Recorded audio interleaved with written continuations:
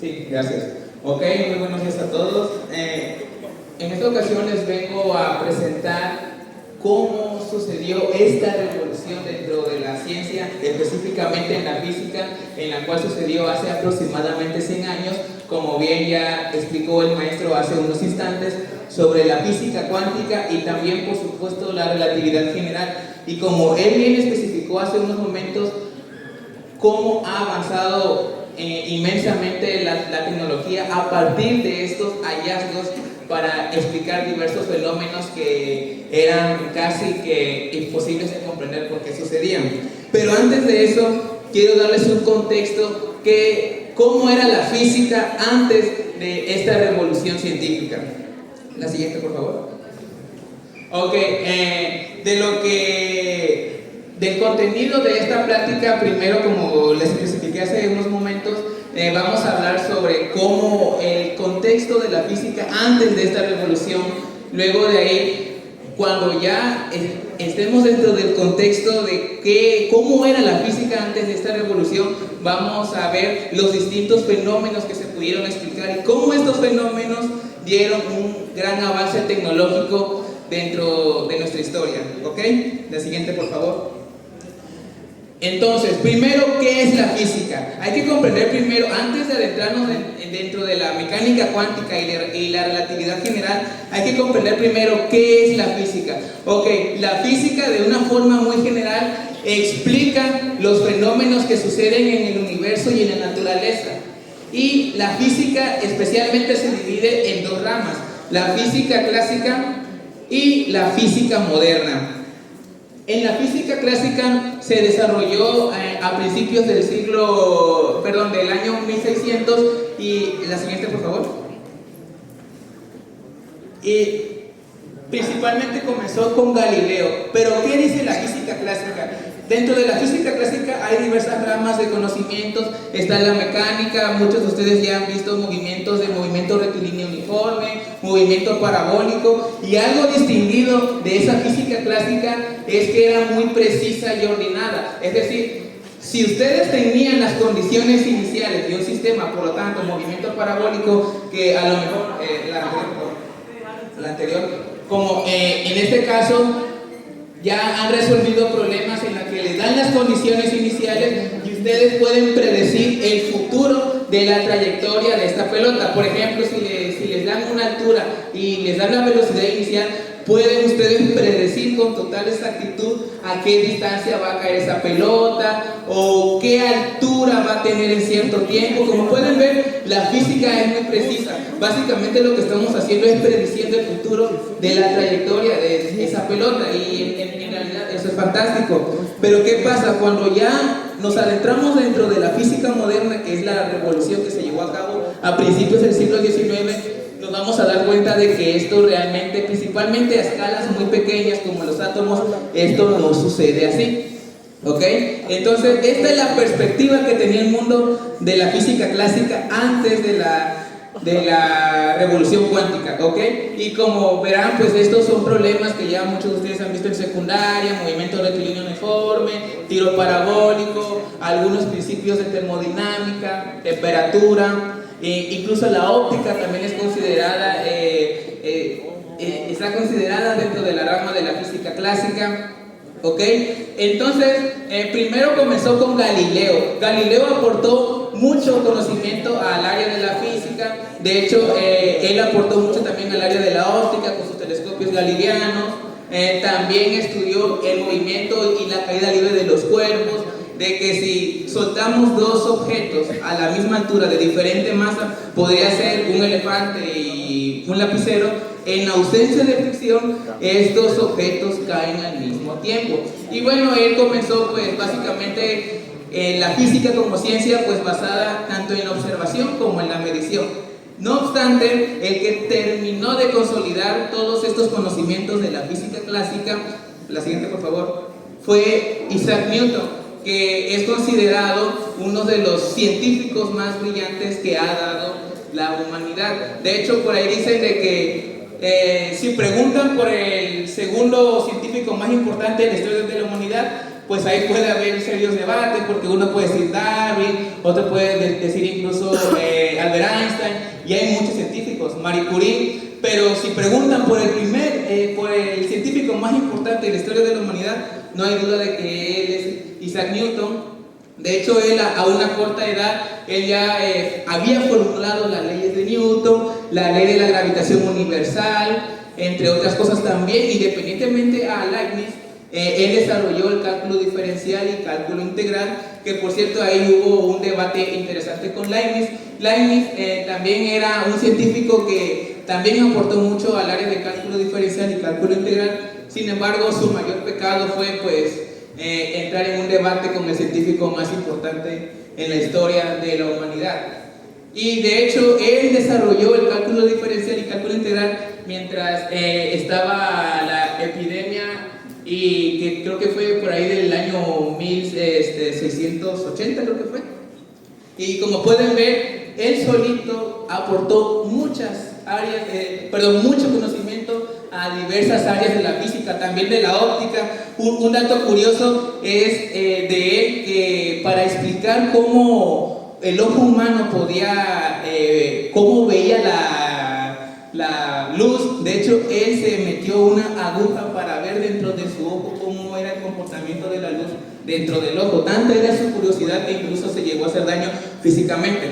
La siguiente, por favor. Y luego está Maxwell. Quiero que sepan de que aquí todavía seguimos en la física clásica. Recuerden, la física se divide en dos ramas: física clásica y física moderna. Dentro de la física clásica también está este científico James Clerk Maxwell, que él unió fenómenos de electricidad y magnetismo, las unió en 4 ecuaciones, y también explicó de que la luz era una onda electromagnética. Y por ejemplo, aquí puse el caso de un imán para ilustrarles brevemente cómo funcionan estas ecuaciones. Por ejemplo, aquí en la segunda ecuación nos dice de que no existen monopolos magnéticos. ¿A qué se refiere eso que no existen monopolos magnéticos? Ok, aquí tenemos un imán, tiene 2 polos, polo norte y polo sur, y esto genera un campo magnético que son las líneas en rojo. Ahora, la pregunta es, ¿qué pasa si yo corto este imán a la mitad? ¿Podré tener un polo norte solo y aparte un polo sur? ¿Qué dicen los estudiantes Cobatap? No, ¿o sí? Pues la respuesta es no. Si yo corto la mitad de este imán, vuelvo a tener un imán más pequeño, pero otra vez con polo norte y polo sur, y esto me lo explica la segunda ecuación. Son muy elegantes las ecuaciones y fue muy brillante la idea de cómo unificó la luz, electricidad y magnetismo en 4 sencillas ecuaciones. Y hasta este momento, a principios del siglo XIX, se decía que ya en la física ya estaba todo descubierto, que ya no había nada más por explorar, se acabó todo, ¿ok?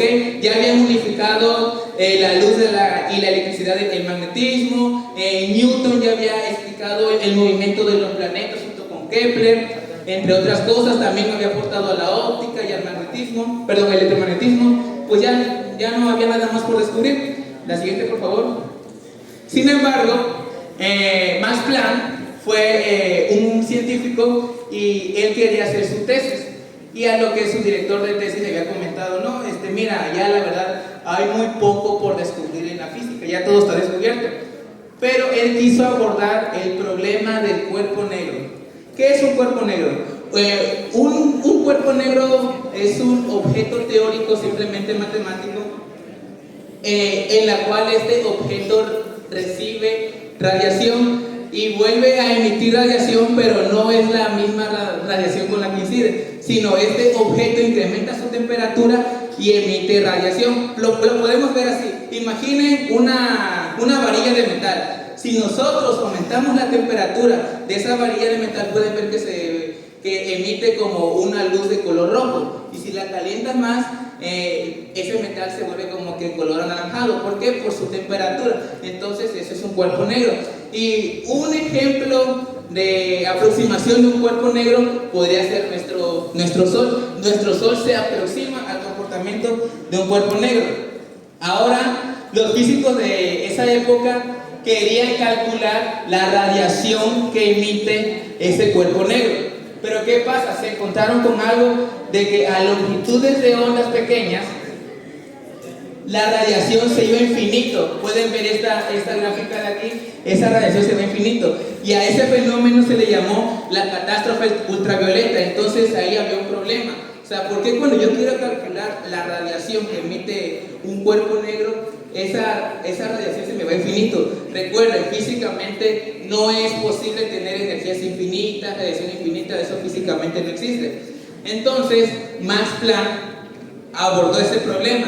Nos quedamos en que Maxwell ya había unificado la luz, el magnetismo y la electricidad y dio lugar a que la luz era una onda electromagnética propagándose. Entonces nos quedamos en que la luz era una onda. Pero Max Planck abordó este problema. Para resolver este problema de la catástrofe ultravioleta, él propuso de que la luz venía en forma de paquetes de energía. ¿Eso qué quiere decir? Imaginen que la luz ahora era como un camión de cargamentos y los paquetitos de energía pues son los paquetes que lleva atrás, ¿no? Entonces él vio la luz de esa manera y desde esa perspectiva ahora sí ya obtuvo una gráfica ya pues bastante físicamente posible, ¿no? Pero a él mismo no le convenció esa idea, o sea, porque es básicamente decir, aquí estoy viendo la luz como paquetitos de energía, pero en realidad la luz es una onda electromagnética. Entonces, ¿cómo me quedo? La luz entonces son paquetes de energía, o sea, son partículas, o es una onda electromagnética. Y ahí ya comenzaba a haber un debate. La siguiente, por favor. Entonces, él se dio cuenta de que cada paquetito de energía, cada cargamento, les vuelvo a repetir el ejemplo. Imagínense un camión de DHL y los paquetes que llevan, no sé, una computadora o una tablet, esos son los paquetitos de energía. Y cada paquetito de energía se le puede calcular pues su energía. Y él se dio cuenta de algo. Se dio cuenta de que a alta frecuencia, alta energía. Y a baja frecuencia, baja energía. Y esta relación se mantenía siempre. Y si se mantenía siempre, entonces por ahí debe haber una constante que me mantenga esa relación. Y bueno, él encontró una constante a la cual le llamó la constante de Planck. Y con esto él cuantiza la energía. Y es aquí donde ya comienza la revolución cuántica, ¿no? Donde ya empezamos a introducir conceptos de mecánica cuántica. Noten que pasamos de un mundo donde ya todo estaba descubierto, ya Newton había hecho lo suyo, Maxwell había hecho lo suyo, Galileo había hecho lo suyo, pero ya introdujeron el concepto de que la luz también es una partícula. Y ahí está un dilema, o es una onda o es una partícula. ¿Ok? La siguiente, por favor. Y con él se corrigieron varios conceptos que se tenían, principalmente del átomo. Este es el modelo atómico de Rutherford y en la cual pues está considerado como que no es muy preciso, porque se pensaba de que en realidad el átomo así era, de que tenía un núcleo donde había un protón y un neutrón y alrededor estaban los electrones girando, ¿no? Eso ya lo han visto en secundaria o en preparatoria, cómo se compone un átomo. Y de hecho a los físicos de esa época, de la física clásica, les gustaba ese modelo. ¿Por qué? Porque podía explicar la interacción entre las cargas. Recuerden, si tienen signos opuestos se atraen y signos iguales se repelen, ¿no? Y esas fuerzas se podían calcular con la ley de Coulomb, que es esta que está aquí, la interacción entre esas partículas, y vean que se parecen mucho a la ley de la gravitación universal de Newton. ¿Qué dice la ley de la gravitación universal de Newton? Que dos objetos con masa se atraen entre sí. De hecho, ustedes están atrayendo ahorita entre sí con la persona que está al lado, pero ¿qué pasa? Que la constante de gravitación universal es un número muy pequeño. Y gracias a que ese número es muy pequeño, es que no se siente, ahora sí que la sensación de que ustedes se están atrayendo entre sí.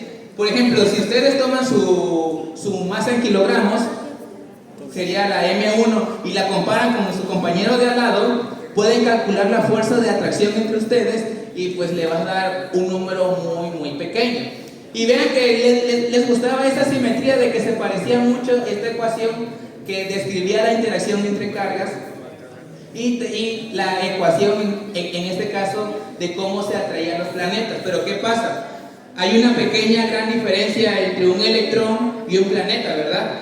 De hecho, este modelo atómico está mal porque aquí los electrones están girando sin una órbita fija. ¿Y qué pasa? Recuerdan, las cargas se atraen entre sí. Cuando este electrón pierda su energía, imagínense que están ustedes en una caminadora, que están corriendo, pero en un momento ustedes se van a sentir tan cansados que si se paran, pues la caminadora lo va a llevar hacia atrás, ¿no? Pues lo mismo acá, cuando estos electrones pierdan toda su energía, van a caer al núcleo. ¿Por qué? Por la fuerza de atracción que hay entre esas dos cargas. Y si ese electrón cae al núcleo, entonces el átomo no es estable y la materia no es estable y nosotros no existiríamos en estos momentos. Entonces hay que modificar esta versión del átomo, ¿verdad? Porque no es posible que el átomo sea así realmente. La siguiente, por favor. Entonces Bohr introdujo el concepto que le dio Max Planck para resolver el problema del cuerpo negro, de cuantizar las cosas. Recuerde que Planck cuantizó la energía, de que eran paquetitos discretos y esos paquetitos eran números enteros. Es decir, también le llamó los cuantos o fotones. ¿Qué quiere decir que esté cuantizado? Que no puedo tener un fotón y medio o dos fotones y medio, no. O puedo tener uno o dos o tres o así sucesivamente, puros números enteros. Y con eso Bohr dijo, a ver, los electrones no pueden estar girando así sin una órbita fija. ¿Por qué? Porque van a caer al núcleo. Y lo que Bohr dijo fue, entonces hay unas órbitas específicas. ¿Sí le puede poner play por favor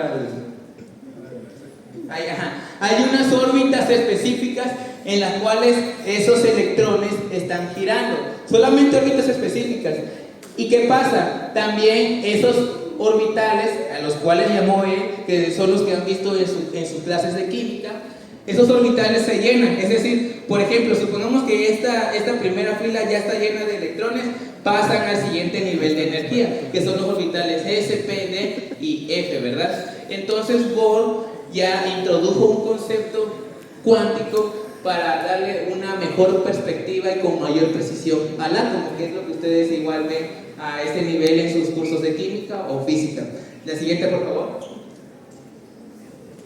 Ok, y ahora vemos que Luis de Broglie, él también quería hacer su tesis. ¿Y qué pasa? Él en su tesis propone de que, a ver, si me estás diciendo que la luz que dijo Maxwell que era una onda electromagnética y luego Planck dijo de que eran paquetitos, o sea, partículas de energía, entonces una partícula puede ser también una onda. Y a partir de eso él hizo su tesis y él propone de que en realidad el electrón, que son esas pelotitas que giran alrededor del núcleo del átomo, podría ser una onda. Y es que aquí ya comienzan a complicarse las cosas, porque es donde la cuántica se vuelve muy complicada de entender. Por eso hay un dicho que dice de que si dices que entendiste la física cuántica es porque no la entendiste. ¿Por qué? Porque principalmente es muy difícil de imaginar qué sucede físicamente dentro de la estructura del átomo. Entonces Luis de Broglie dice, a ver, si la luz, que era una onda, también se comporta como partícula, entonces las partículas también se pueden considerar una onda. Y a partir de ahí, de esa hipótesis, se desarrollaron muchas cosas. La siguiente, por favor.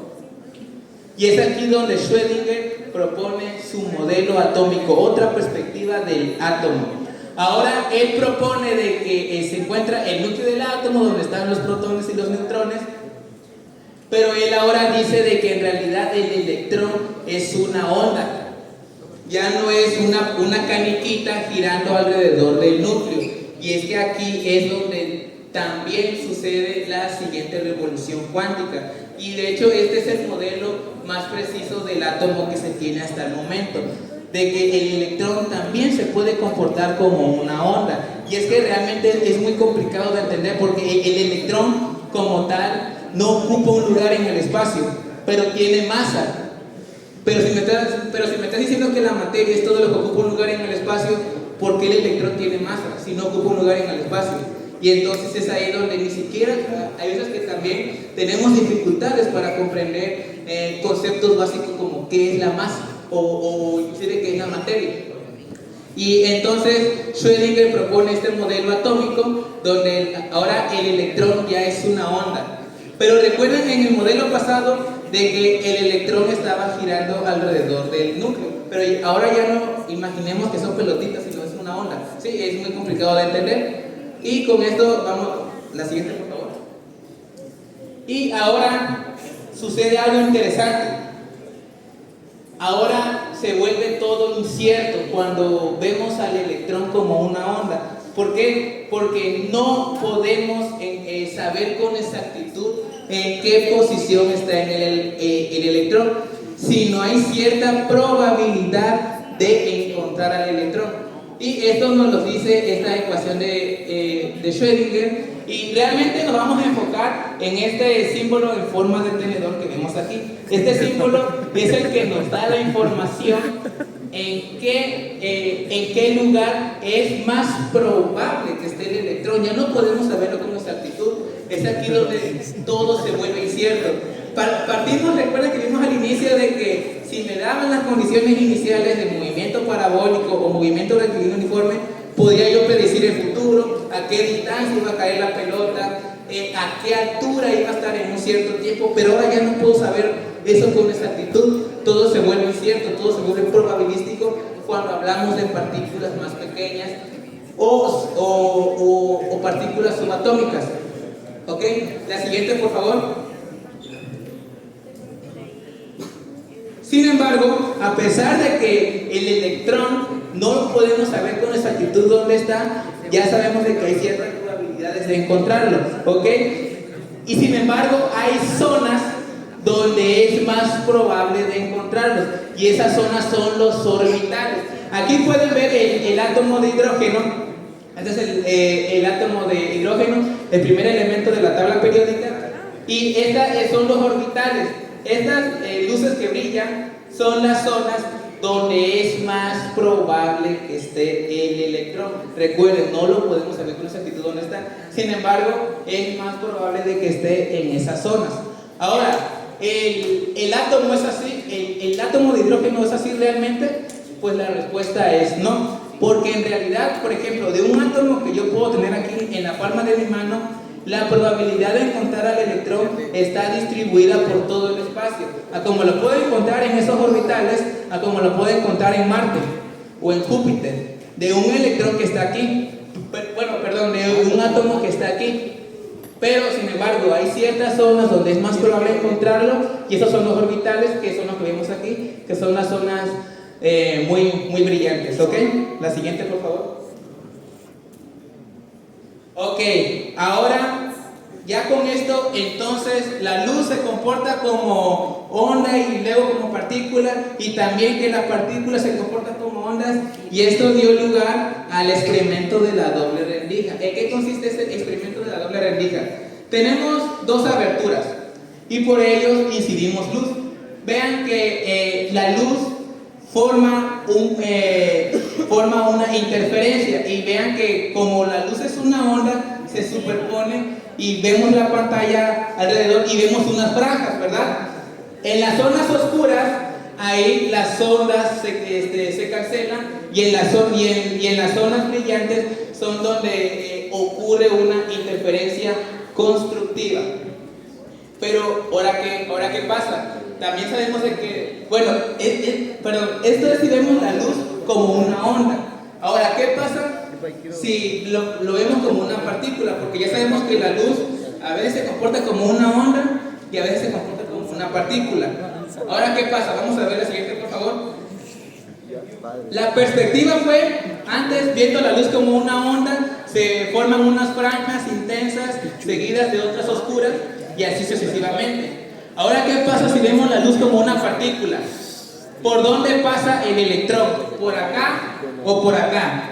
No puede pasar por los dos lugares al mismo tiempo, ¿verdad? Pues la respuesta es que sí lo hace. Este mismo electrón no es que se divida, sino de alguna manera el mismo electrón pasa por las dos rendijas al mismo tiempo. Y eso es muy loco, ¿verdad? O sea, me estás diciendo que este electrón no se duplica, pero pasa por las dos rendijas al mismo tiempo y por eso forman estas franjas acá en la pantalla. Y ahora dijeron los físicos, bueno, yo quiero ver cómo es ese evento de que el electrón pasa por las dos rendijas al mismo tiempo. Ponemos un detector cerca de las dos rendijas y vemos cómo es ese fenómeno de que el electrón ahora sí que se superpone. Este efecto se llama superposición cuántica, y cómo este electrón de alguna forma se divide, pero no se divide y pasa por las dos rendijas. Pero ¿qué pasa? Cuando yo pongo un detector para ver por dónde pasa el electrón, resulta que el electrón nada más pasa por una rendija a la vez y ya no se forman estas franjas, sino que se van a formar pues dos franjas nada más, porque hay veces que va a cruzar o por la izquierda o por la derecha, y por eso voy a tener dos franjas. O sea, de alguna forma la naturaleza sabe que la estamos observando, y ahora sí que el electrón se vuelve a comportar como partícula, pero quito el detector y vuelvo a tener estas franjas. Por eso es muy complicado de entender la física cuántica, y es que también nosotros somos parte de este experimento al momento de poner el detector. Pero eso es muy interesante, porque cuando yo quiero ver cómo pasa este electrón por las dos rendijas al mismo tiempo, de alguna u otra forma la naturaleza se entera y no quiere que la vea cómo pasa este electrón por las dos rendijas al mismo tiempo, y pues nada más vamos a tener dos franjas. La siguiente, por favor. ¿Y dónde queda Einstein dentro de esta gran revolución de la mecánica cuántica? Pues Einstein también pues fue igual uno de los mejores científicos que ha dado la historia de la humanidad, y obviamente él aportó mucho dentro de la mecánica cuántica con el efecto fotoeléctrico, usando ideas de Max Planck, pero él es más conocido por su teoría de la relatividad especial y la relatividad general. Para participar con los estudiantes, ¿alguien me puede explicar qué es la relatividad especial y qué es la relatividad general? ¿Alguien sabe? ¿Alguien? ¿Alguna idea? Que levanten la mano con confianza, que sepa qué es la relatividad especial y qué es la relatividad general.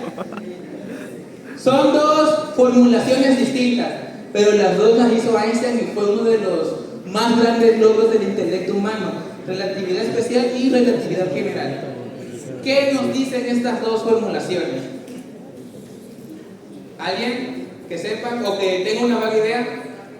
¿Nadie? ¿Por allá? ¿Qué dice la relatividad especial? ¿Nadie? Bueno, lo que nos dice primero él formuló la relatividad especial en 1905, y luego pasó los siguientes 10 años de su vida y formuló la relatividad general. Ahorita vamos a ver con precisión en qué consistió cada una de ellas, pero son dos formulaciones distintas. La siguiente, por favor. Ok, primero empezamos con la relatividad especial. Einstein parte de la idea de Galileo de que el movimiento es relativo. ¿Qué significa que el movimiento es relativo? Yo me estoy moviendo en este instante respecto al suelo, pero también me puedo estar moviendo respecto a ustedes. No es válido decir, me estoy moviendo por el espacio, no. Galileo dijo, siempre que te muevas tienes que decir con respecto a qué te estás moviendo.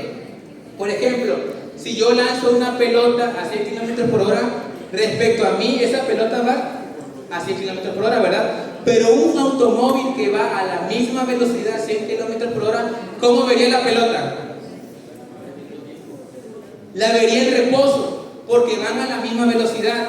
Para que vean el automóvil, la pelota está en reposo y la vería caerse, pero para mí esa pelota va a 100 km por hora. Si yo aviento una pelota, si yo estoy en un tren en movimiento y aviento una pelota, la velocidad de esa pelota es la velocidad del tren más la velocidad de la pelota. Eso decía Galileo, y Einstein parte de esa base, de que el movimiento es relativo y las velocidades se suman. Pero ¿qué pasa? Había un problema. Cuando yo medía la velocidad de la luz en reposo, era 300.000 kilómetros por segundo. Y si yo la vuelvo a medir en un tren en movimiento, ¿cuál es la velocidad de la luz? Si yo estoy en un tren en movimiento, pero yo en reposo medí que la velocidad de la luz era 300.000 kilómetros por segundo,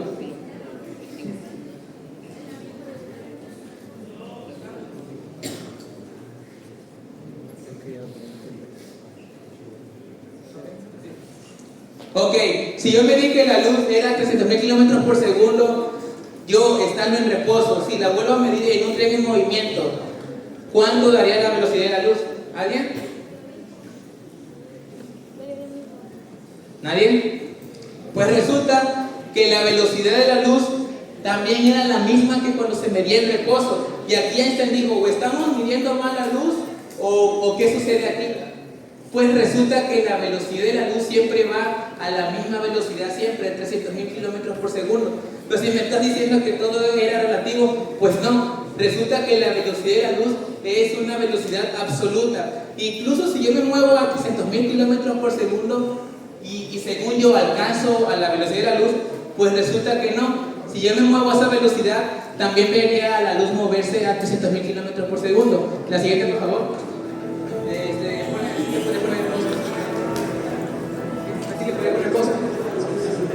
Bueno, de hecho, bueno, sí, la sigue manteniendo. De hecho, un ejemplo de ello es esta escena en Interestelar, cuando el Endurance está en movimiento. Ya le puede reproducir. Y Cooper quiere igualar la velocidad para acoplarse, pero no se puede acoplar estando en movimiento, ¿verdad? Entonces lo que hace él es igualar la velocidad del Endurance.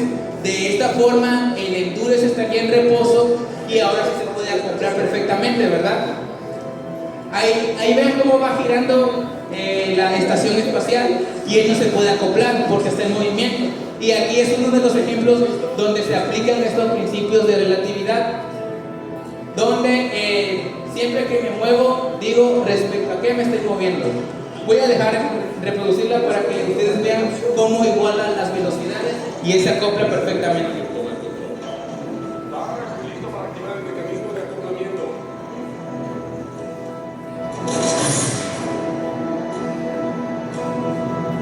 El tubo se está calentando. 6 metros por hora. Necesito 3 grados al extremo de Cooper. 10 metros por hora. Cooper, estamos alineados. ¡Afina tu mesa!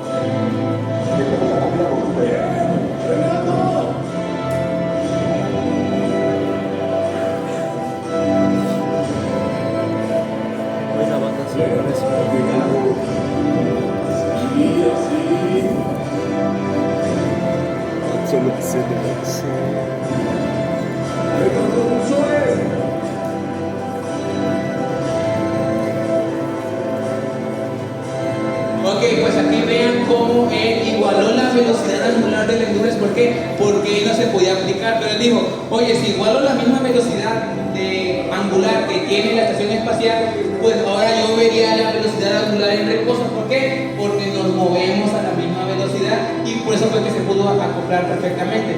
La siguiente, por favor. Y ahora nos quedamos en que la velocidad de la luz es absoluta, independientemente de cómo la midas, de cómo la midas siempre va a 300.000 kilómetros por segundo. Pero parece una velocidad muy rápida, pero a escala del universo es muy lenta. Por ejemplo, dice de que la luz que llega del Sol a la Tierra tarda en llegar 8 minutos. ¿Eso qué quiere decir? Que como vemos el Sol, no lo vemos en tiempo presente. Lo vemos el Sol como era hace 8 minutos, porque es el tiempo que tarda en llegar la luz del Sol a la Tierra. A escala del universo, la velocidad de la luz es muy pequeña y es un serio problema a considerar si queremos salir a explorar las estrellas. La siguiente, por favor. Pero ¿qué pasa? Realmente es algo muy triste porque también dice Einstein de que la velocidad de la luz no solo es absoluta, sino que también es la velocidad máxima en el universo. Nada puede superar la velocidad de la luz. ¿Y por qué nada puede superar la velocidad de la luz? Vamos a introducir el concepto de simultaneidad. Simultaneidad es que dos eventos, un evento A y un evento B, ocurren al mismo tiempo, pero esa simultaneidad es relativa. ¿Qué quiere decir? Que alguien puede decir, oye, primero ocurrió A y luego B, pero otra persona puede decir, no, para mí ocurrió B y luego A. Pero hay una relación que se llama causa-efecto, y sabemos que la causa siempre va antes del efecto. No puede suceder primero el efecto y luego la causa. Entonces ahí hay un serio problema. Y para resolver ese problema, Einstein postula de que la velocidad máxima en el universo es la velocidad de la luz. Si la velocidad de la luz es máxima, entonces la simultaneidad y la relación causa-efecto se mantienen. ¿Qué quiere decir eso? De que, por ejemplo, primero si alguien le dispara a otra persona, pues la otra persona muere, ¿verdad? Causa, le disparó, efecto, se murió. Pero si esta relación, pero si la velocidad de la luz se supera, entonces la persona podría regresar a la vida y la bala podría entrar por la boquilla de la pistola. O sea, suceden cosas como que a la inversa. Esto sucedería si se viola y se supera la velocidad de la luz, pero eso no sucede así. La siguiente, por favor. La siguiente. De hecho, aquí puse un ejemplo en el que Moore en la Tierra manda una señal que viaja más que la velocidad de la luz. Pero ¿qué pasa? Si un observador, el de aquí, igual se mueve rápido, vería cómo Cooper recibe la señal antes de que Moore se la envíe desde la Tierra. Y por ende, Cooper le respondería mandándole una señal a Moore sin antes de que Moore mandara el mensaje, ¿no? Entonces ahí pues sí entraríamos en un conflicto si se supera la velocidad de la luz, como que veríamos las cosas a la inversa, como primero veríamos el efecto y luego la causa, y eso físicamente no es posible. Por eso se dice que la velocidad de la luz es máxima en el universo. Hay una escena en una película que se llama La Liga de la Justicia, donde Flash supera la velocidad de la luz, y ahí vemos cómo las cosas suceden a la inversa y él puede salvar, en este caso, a sus amigos. La siguiente, por favor. Ahí tenemos un ejemplo. Ahí tenemos un ejemplo donde se destruye el planeta y Flash supera la velocidad de la luz, aunque físicamente no es posible. ¿Por qué? Porque para que algo se acelere a esa velocidad se necesita también energía infinita, y como ya vimos, energías infinitas tampoco existen. Entonces son muchas las causas por las que no se puede superar la velocidad de la luz, pero en este caso él la supera, y pues vemos cómo todo sucede a la inversa, porque ahí el planeta ya está destruido, explotó. Pero él, si corre más rápido, ve cómo todo regresa otra vez, sucede a la inversa.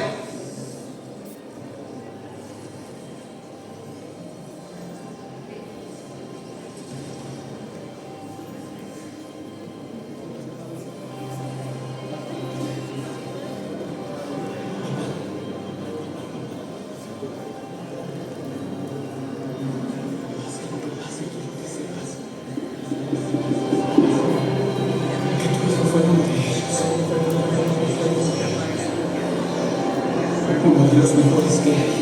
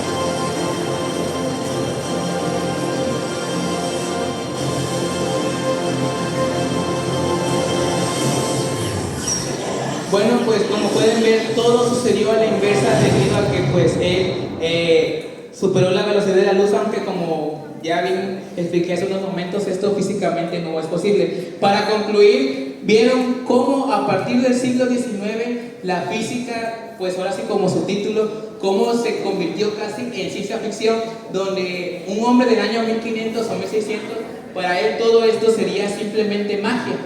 Y en el caso de la mecánica cuántica, que pues se cumplen 100 años desde que se desarrolló la mecánica cuántica matricial, cómo ha influido bastante en el desarrollo tecnológico, tanto en medicina, electrónica, baterías, entre otras cosas.